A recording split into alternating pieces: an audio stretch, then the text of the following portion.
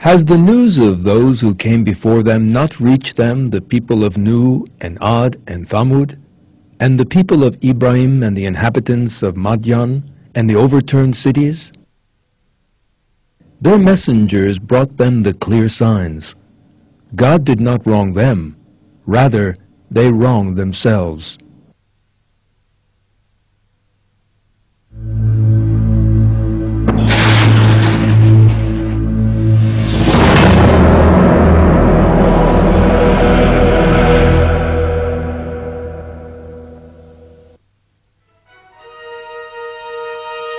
The Great Pyramid, Egypt, 2600 BC. Stonehenge, England, 2000 BC. Angkor Wat, Cambodia, 1150 AD. Machu Picchu, Peru, 1470 AD.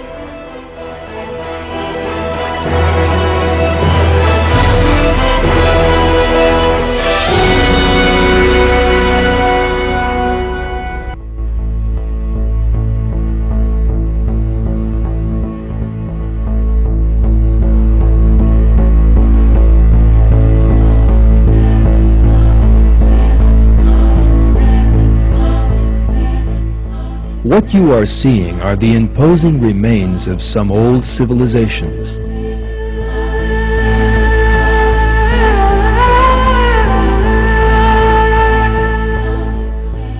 Throughout world history, a great many very different civilizations have grown up, ruled for a while, and then faded away when their time came.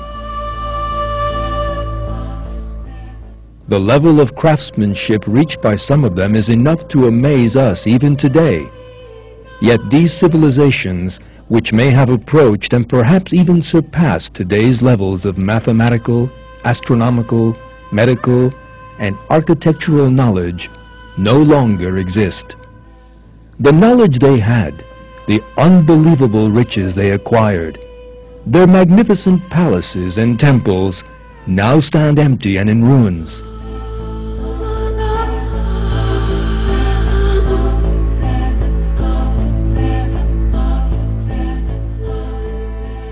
Despite all their power and wealth, they disappeared off the face of the earth. We now know that some of them were destroyed as the result of terrible disasters. In this film, we shall be examining just what happened to them. We shall also see how these destructive events were actually divine retribution, news of which is given in the Quran. We shall see that the peoples in question were destroyed because of their rebellion against God and their excesses. And archaeological discoveries provide the evidence for this.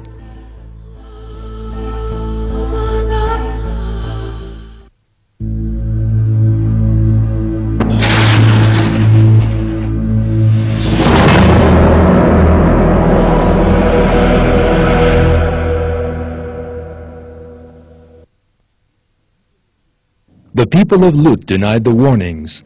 We unleashed a sudden squall of stones against all of them.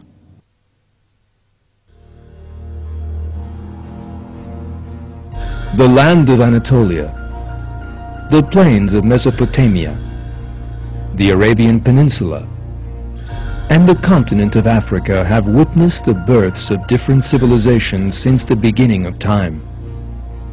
God sent messengers to them throughout history and called them to His path.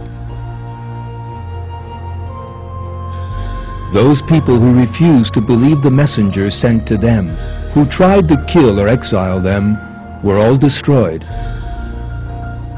One of these civilizations was found within the borders of the present-day state of Israel. This people who settled by the shores of the Dead Sea were the people of Lut. According to the Quran, homosexuality was so rife among these people to whom the prophet Lut had been sent that its like had never been seen before.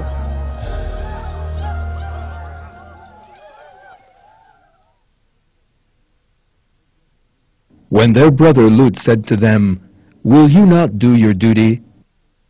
I am a faithful messenger to you, so heed God and obey me. I do not ask you for any wage for it. My wage is the responsibility of no one but the Lord of all the worlds. Of all beings, do you lie with males, leaving the wives God has created for you? You are a people who have overstepped the limits."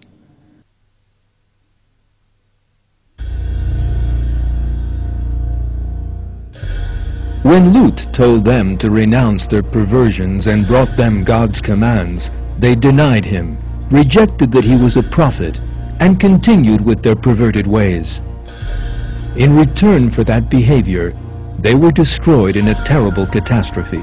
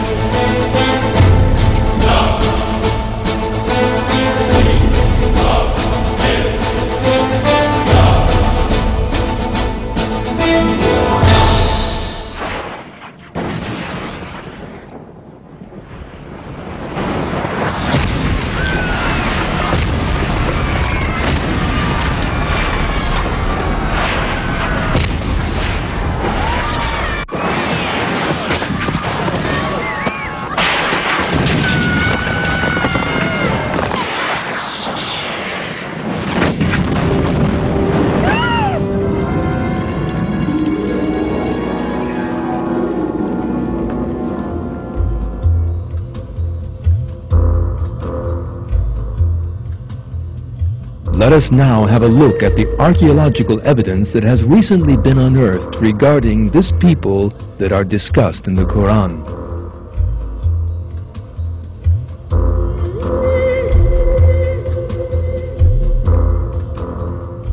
When we look at the Old Testament, the holy book of both Christians and Jews, we see that the matter is described in the same terms as in the Quran. According to the Old Testament, the city where this deviant people lived was Sodom.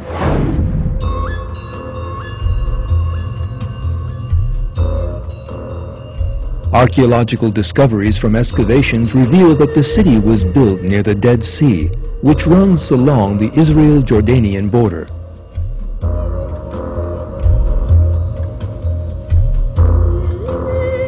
Archaeologists working in the area unearthed evidence of a terrible disaster here. The terrible damage to the human skeletons unearthed bore the signs of a powerful earthquake.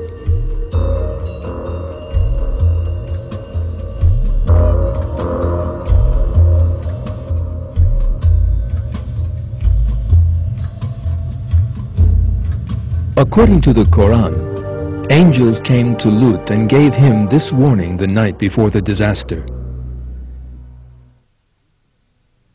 They said, "Lut, we are messengers from your Lord. They will not be able to get at you.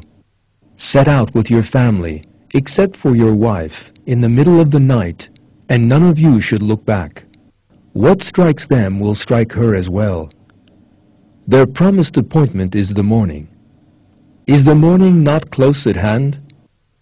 When our command came, we turned their cities upside down and rained down on them stones of hard-baked clay, piled on top of one another in layers, each one earmarked by your Lord, and they are never far from the wrongdoers."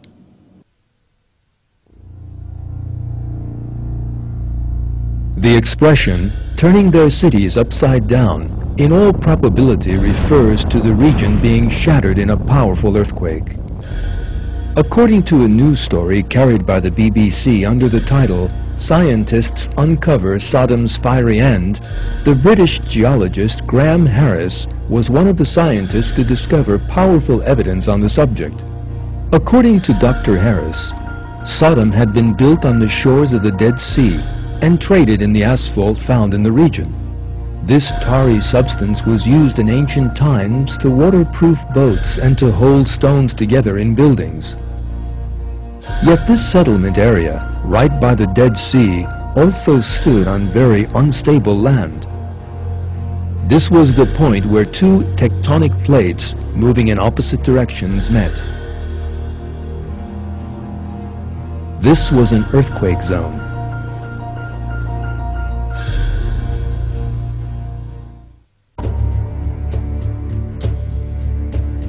The layers of lava and basalt unearthed during the excavations are the strongest proof that there had been a volcanic eruption, an earthquake here.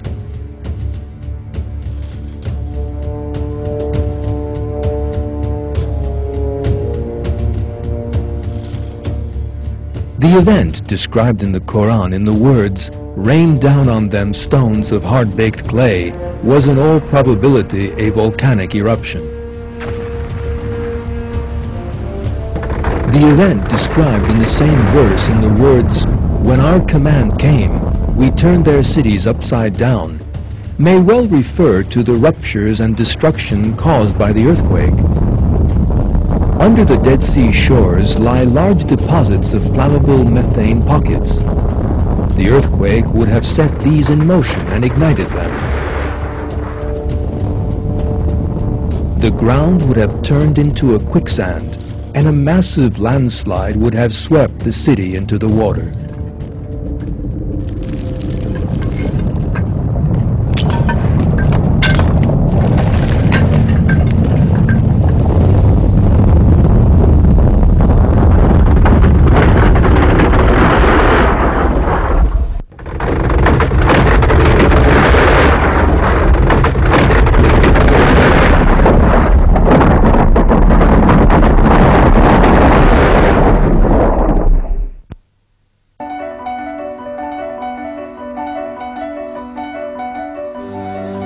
A series of scientific experiments at Cambridge University confirmed this theory.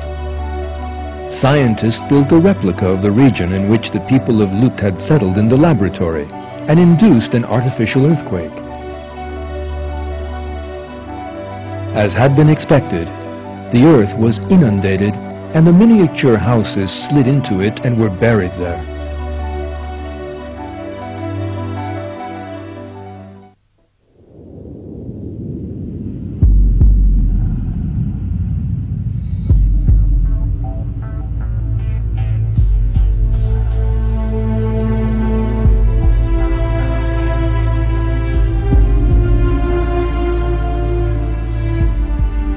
These archaeological and experimental discoveries reveal one important fact. The people of Lut discussed in the Quran really lived in the past and were punished for their perversions by a disaster sent by God.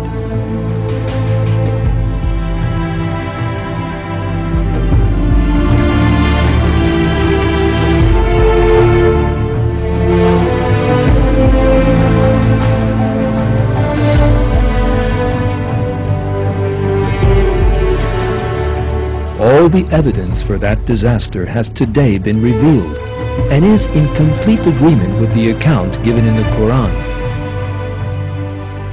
Once again, the fact is revealed that the Quran is the Word of God.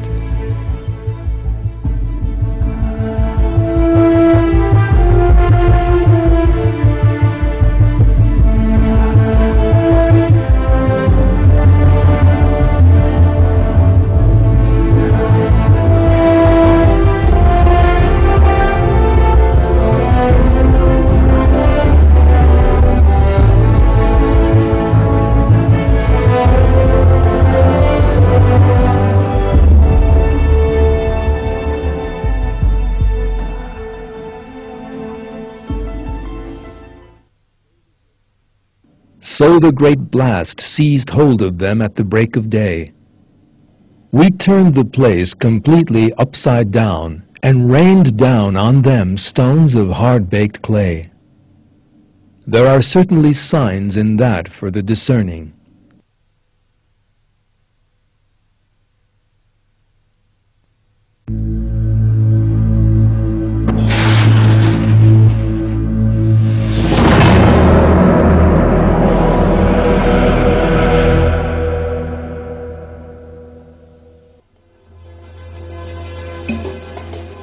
Mount Vesuvius is a symbol of Italy, and especially of the city of Naples. The volcano is also known as the Mountain of Misfortune. There was a good reason for this. A city built on its slopes experienced a similar catastrophe to that which hit the city of Sodom. The name of the city, destroyed on account of its rebellion against God and its perversions, was Pompeii.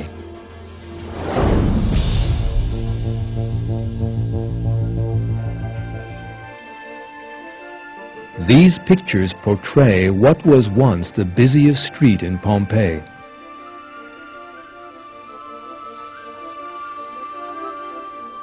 The city was a holiday destination of the high society of the Roman Empire and a symbol of wealth.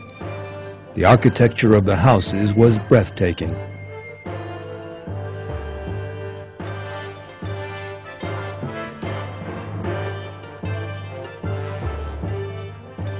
The people of Pompeii were very wealthy.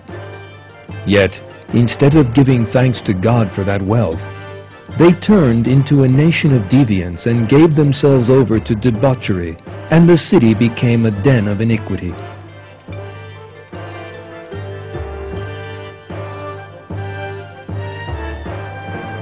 Pompeii was best known for two things. One was the gladiatorial combats organized in the huge arena solely for the amusement of the rich.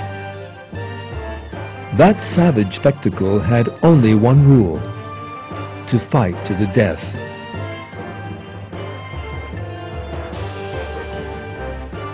The second largest arena in the empire after the Colosseum in Rome was that of Pompeii. In the early years of Christianity, that arena witnessed the deaths of countless numbers of people solely because of their belief in God.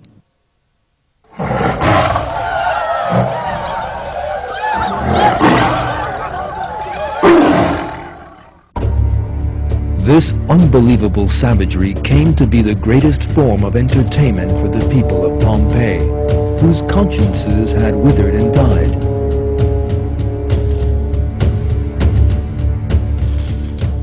The second main feature of Pompeii was that it was the scene of the most ruthless implementation of the system of slavery, which prevailed throughout the Roman Empire. For a slave to disobey an order, there could be only one end. They were treated as worthless objects, bought for money. Yet the real oppression of the slaves by the nobles of Pompeii was something different. They were forced into prostitution. The perverted homosexual relations between themselves among the nobles ended in the rape of slaves no older than children. In short, their wealth had made the people of Pompeii degenerate and led them into a morass of perversion and deviancy. They had no idea what was about to happen.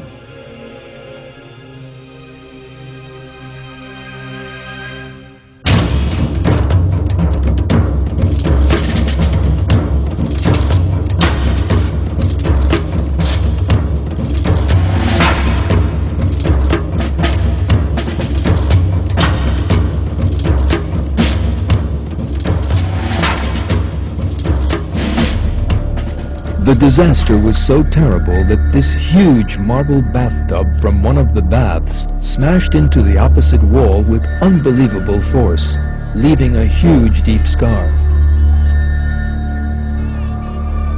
In an instant, the lava from Vesuvius wiped Pompeii off the face of the earth.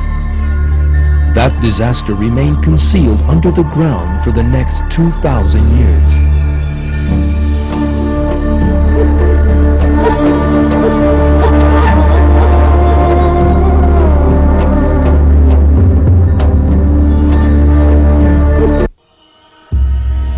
In the first quarter of the 20th century, archaeologists began to unearth the remains from under tons of volcanic rock.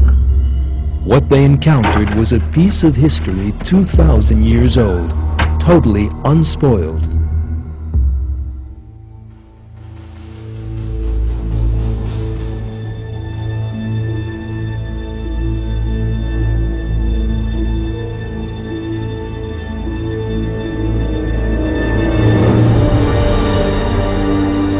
The disaster had struck the people of Pompeii so suddenly that everything stayed just as it had been 2,000 years ago, as if time had stood still.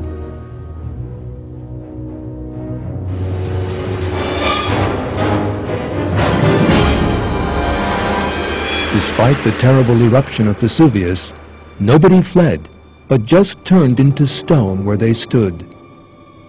The faces, and even the teeth of some of these bodies remained completely intact. The thing they almost all had in common was their expression of surprise and terror. A family eating together were petrified at that exact moment. Even the food on the table has been preserved. The most extraordinary side of the tragedy is this. How was it that thousands of people waited for death to come and claim them, seeing and hearing nothing? That dimension of the catastrophe shows that the destruction of Pompeii closely resembles the incidents of destruction recounted in the Quran. When such incidents are described in the Quran, it is revealed how people were always struck down in an instant where they stood.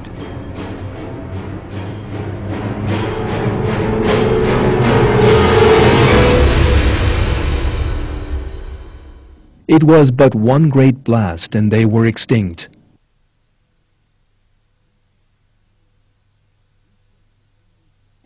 We sent a single blast against them and they were just like a thatcher's reeds.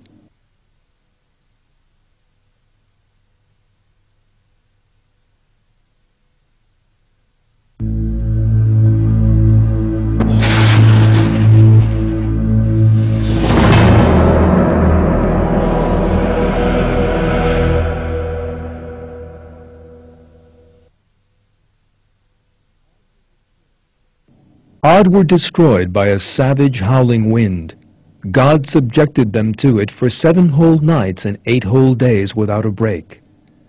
You could see the people flattened in their homes, just like the hollow stumps of uprooted palms. Do you see any remnant of them left?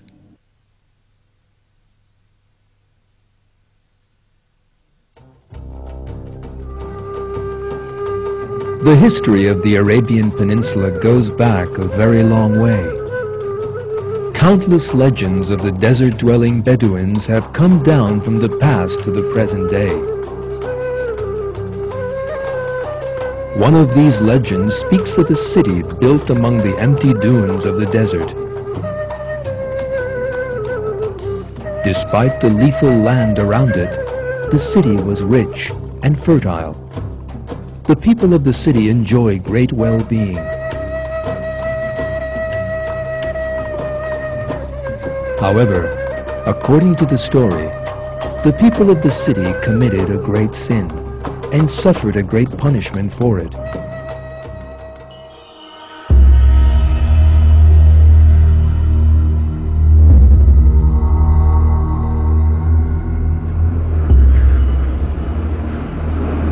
A horrible sandstorm annihilated them as if they had never existed.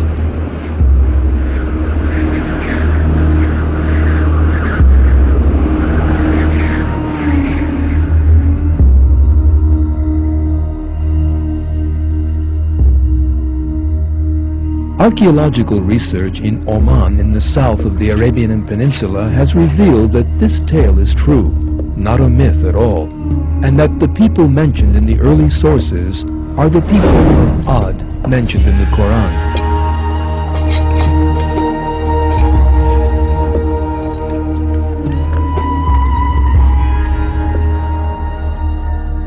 It was the amateur archaeologist Nicholas Clapp who discovered this lost city. An Arabophile and a winning documentary filmmaker, Clapp had encountered a very interesting book during his studies into Arab history. The This book was called Arabia Felix, written by the British researcher Bertrand Thomas in 1932. Arabia Felix was the name given by the Romans to the southern part of the Arabian Peninsula and meant Fortunate Arabia.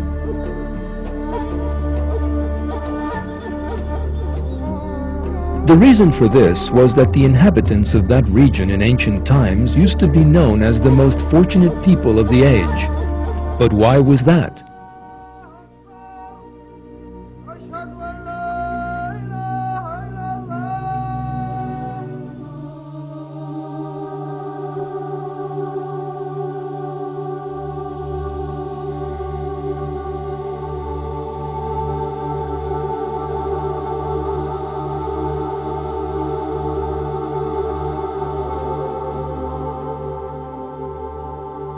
The people of the region produced and sold frankincense, an aromatic resin from rare trees.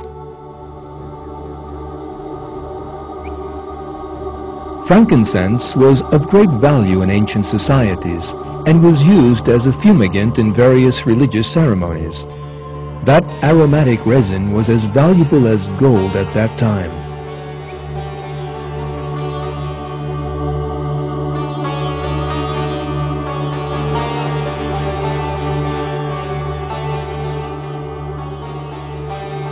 In his book, the British researcher Thomas claimed that he had discovered the traces of one of the fortunate peoples in question. This was the city known to the Bedouins as Ubar.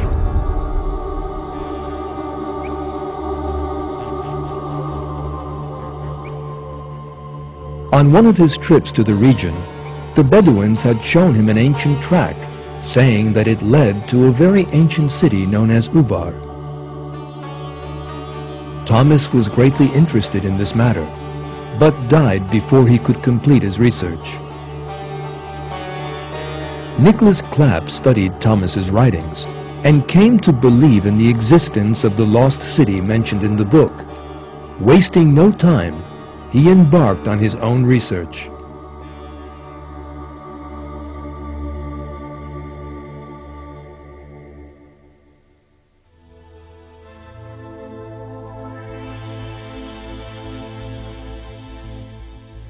Clapp asked NASA to scan the region by satellite.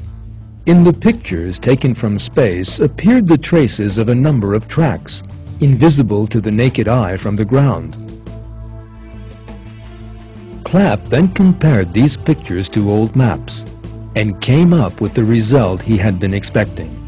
The tracks in the old maps were the same as those in the pictures taken from space. Where these tracks joined was a wide area that was realized to have been an ancient settlement.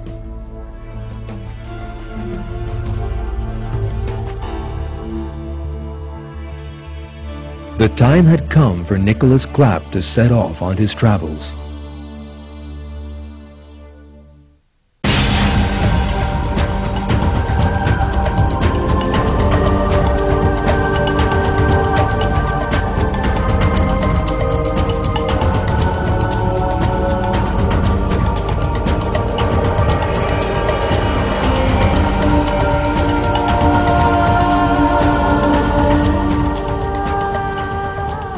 It was a long journey, and one full of adventure.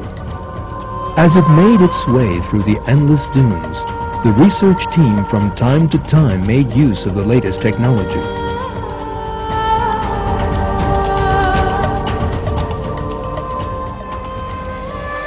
Yet there were also times in that wild place where technology was of no use. Eventually, Clapp and his team arrived at the historic remains they hoped would be those of the city of Ubar.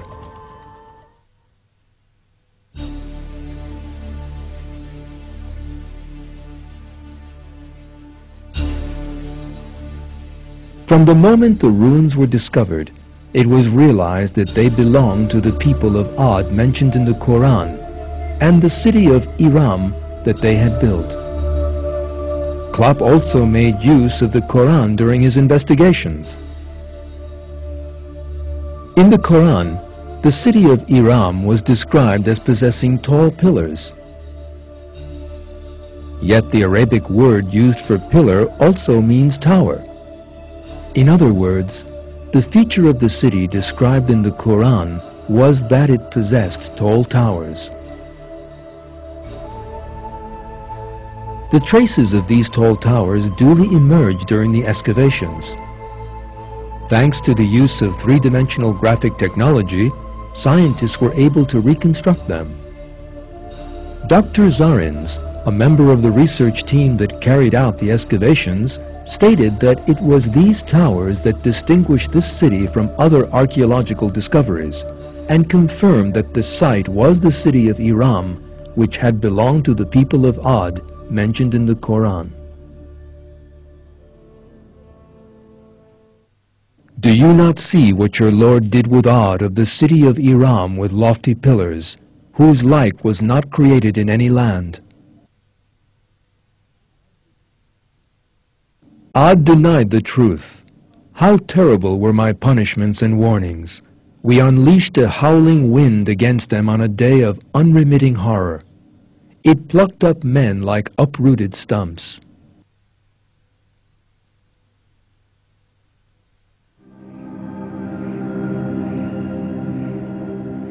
The people of Ad, whose traces the archaeologists discovered in the city of Ubar, had denied the prophet Hud, who had been sent to them, at which they were destroyed by God. When they saw it as a storm cloud advancing on their valleys, they said, "This is a storm cloud which will give us rain." No, rather it is what you desired to hasten, a wind containing painful punishment.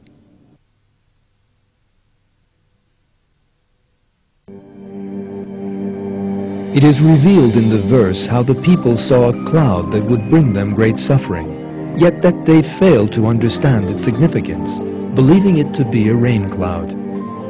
This is an important indication of the nature of the suffering that was about to be unleashed on them. Desert storms. The whirlwinds that proceed along by raising up the desert sands resemble a rain cloud from a distance. It is possible that the people of Ad were deceived by this and failed to realize the danger. In fact, Ubar, the Atlantis of the sands, was unearthed from beneath a layer of sand several meters thick. As revealed in the Quran, the storm lasted 7 days and 8 nights, depositing tons of sand on the city and burying its population alive.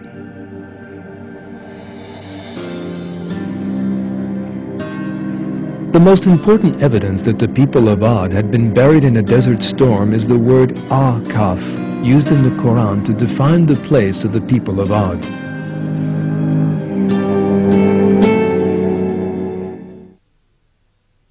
Remember the brother of Ad when he warned his people by the sand dunes, and warners passed away before and after him. Worship no one but God. I fear for you the punishment of a terrible day.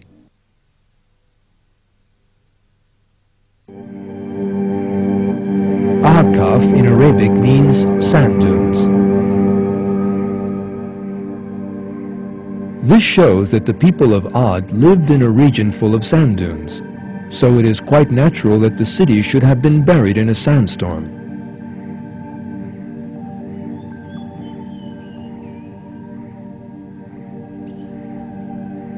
The disaster that struck the people of Ad in the form of a storm that flattened people just like the hollow stumps of uprooted palms must have destroyed the whole population within a very short time.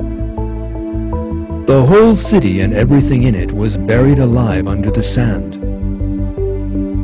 The desert slowly spread after the destruction of the people of Ad, leaving no trace of them behind as it settled over them.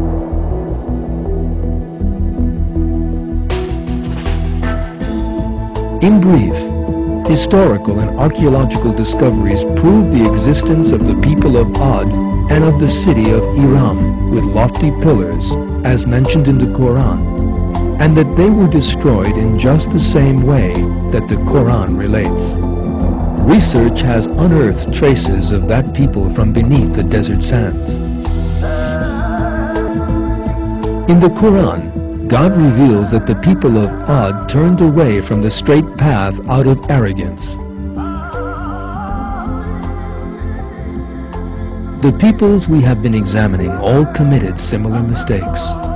They all rebelled against God. They adopted other gods than Him. They grew arrogant in the earth without any right, and turned to sexual deviancy and perversion, and God destroyed them. A great many societies that have lived throughout the course of history have been destroyed for similar reasons, not just a few examples we have seen here. God tells us of this fact in the Quran and asks us to think hard about them. Our task is to learn from the destruction of these peoples and to take warning from them. One verse from the Quran says,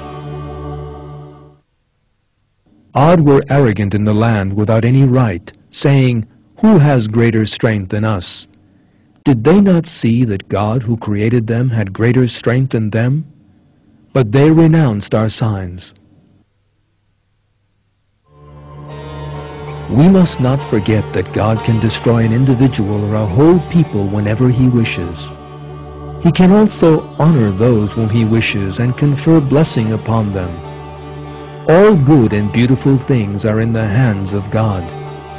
Man's duty is to constantly thank God for all the blessings He has bestowed and to seek His good pleasure. God issues the following call to man in another verse of the Quran. Whole societies have passed away before your time. So travel about the earth and see the final fate of the deniers. This is a clear explanation for all mankind, and guidance and admonition for those who do their duty.